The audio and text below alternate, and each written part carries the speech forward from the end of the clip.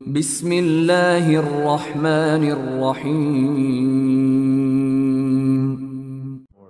ইন্না ইদ্দাতাশ শুহুরি ইনদাল্লাহি 12 শাহরান ফি কিতাবিল্লাহি ইয়াওমা খালাকাস সামাওয়াতি ওয়াল আরদা মিনহা আরবা'তুন হুরুম যালিকা আদ-দীনুল কাইয়্যিম فلا تظلموا فيهن أنفسكم وقاتلوا المشركين كافة كما يقاتلونكم كافة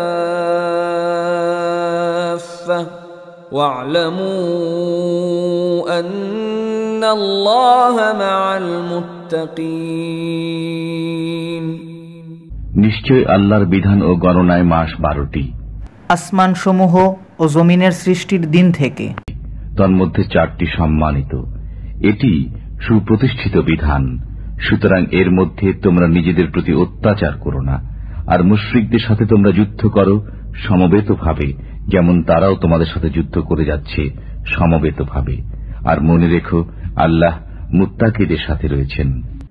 إنما النسيء زيادة في الكفر يضل به الذين كفروا يحلونه عاما ويحرمونه عاما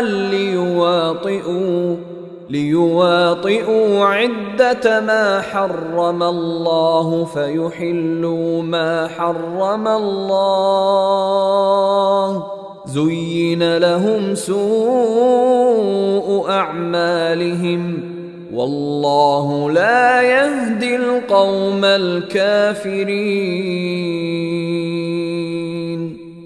এই মাস পিছিয়ে দেওয়ার কাজ কেবল কুফরির মাত্রা বৃদ্ধি করে, যার ফলে কাফিরগণ গোমরাহিতে পতিত হয়। এরা হালাল করে নেয় একে 1 বছর এবং হারাম করে নেয় অন্য বছর, যাতে তারা গণনা পূর্ণ করে নেয় আল্লাহর নিষিদ্ধ মাসগুলোর।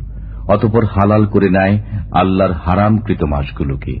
তাদের মন্দ কাজগুলো তাদের জন্য শোভনীয় করে দেওয়া হল, আর আল্লাহ কাফির সম্প্রদায়কে হিদায়েত করেন না।